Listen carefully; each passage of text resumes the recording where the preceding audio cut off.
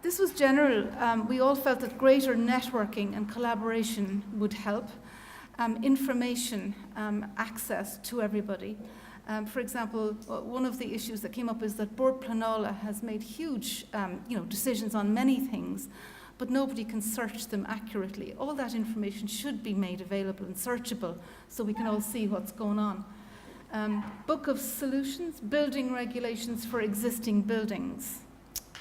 Regional networks, national networks. This is all about, again, communication, wasn't it? Getting all the information together.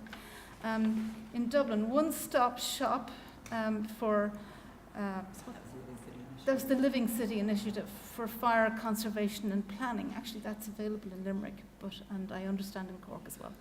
Collaborative training, work through disciplines.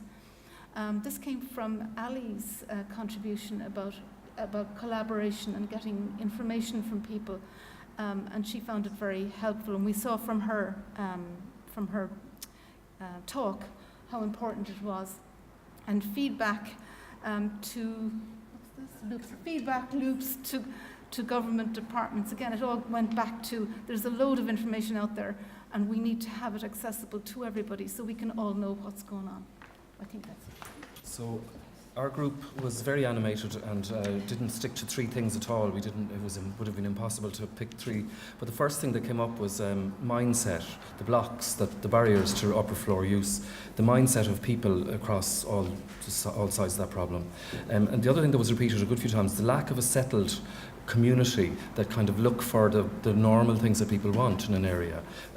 That in the absence of that community, it's very hard to just create the conditions for a good, stable life. There's a terrible problem of continuous reinvention of the wheel with projects being repeated all over the country in different places, different times, doing again what has already been done. The complexity of the regulatory system was eloquently expressed by somebody who turned out to be a planner, who might be expected to know these things. The lack of awareness and knowledge of what it's actually like to live in an urban area by potential people wwho could do it. That isn't sold, and I think that was part of Kevin's thing about change the narrative. There's a kind of a lack of sense of security when you're living in these kinds of urban areas, that you have little input into how decisions are made affecting your area. And that can lead to insecurity and people just feeling very uncomfortable and uninvolved in the way their area is managed or run. Things that would help a single point of contact, a face in the local authority or the local regulatory system, rather than just 15 different individuals that only deal with you through emails and websites. Westport was mentioned as an example, I think the one that's known to a lot of people. Better financial incentives obviously goes without saying in some ways. Public realm works that work for the community. That too often public realm works they look nice or they're for road or transport or whatever, but public realm work that actually works to support the way people live in an area. Small interventions rather than the big projects. Clonakilty was mentioned, but so were other kind of stages. International best practice, Irish models are known, but why can't they be disseminated and embodied in how we do things? I don't know how you do it, but maybe the last point is that we really need strategies that run over a long time to get over some of the problems that have been raised already. Strategies that run over a long time to allow the implementation of urban scale projects that take heritage, finance, people, community needs into account in a balanced way. And the project in Nanonagle was mentioned as an example, like it started here in the late 90s. You're now in it now, and projects like that can take that long, and that's okay.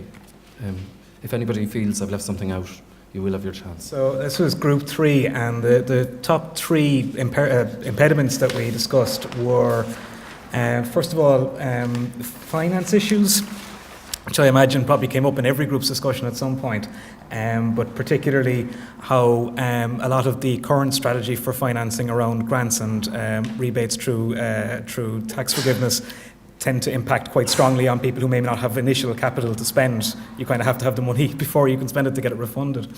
Also, the amount of legislation around accessing the upper floors, and the advice that's provided isn't always particularly accessible, particularly if you're somebody who's coming in from maybe a non-developer background. If they're new to this as a type of project, it can be quite impenetrable.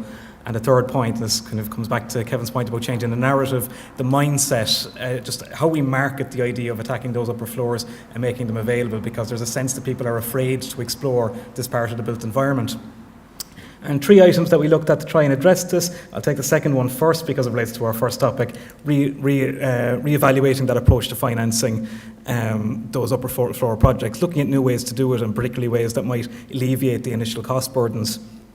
Secondly, to establish a one-stop shop where that type of advice on existing legislation and regulation can be provided, particularly important not just for those who are carrying out this type of development work, trying to open up these properties, but also for the agents and officials in the local authorities, that it might spark some cross-pollination of ideas and practice between those groupings, so there's space for intra and inter-agency learning as well as communication with the developers and owners.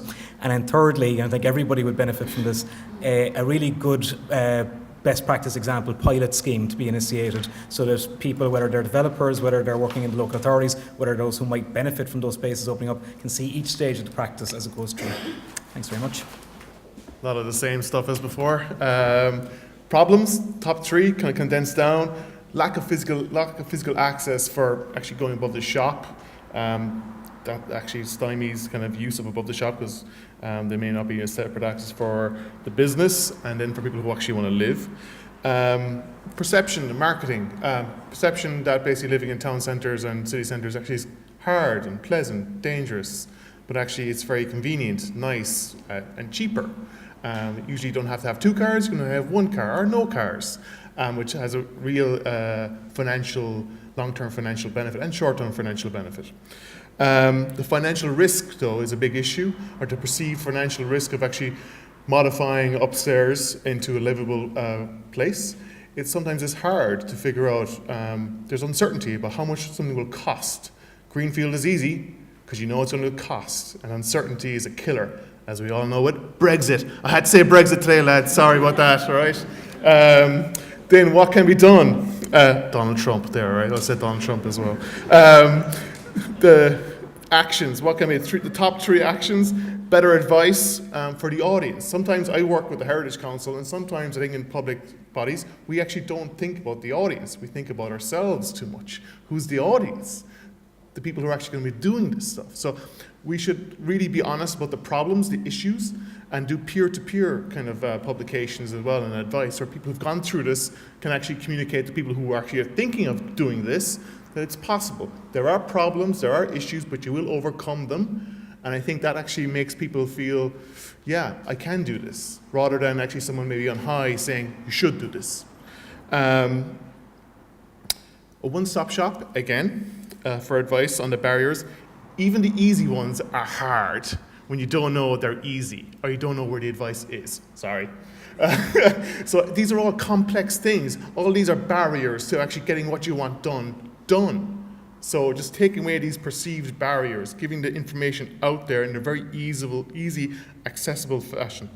Then there was, how do you get these places used? Carrot and stick. So there's the stick of more rates, which is fair as well, but also we should give people grants, not just retrospective tax breaks, but grants to actually say, this is for your good, this is for the public good. So we want you to live here, so here's actually some money to help you along the way.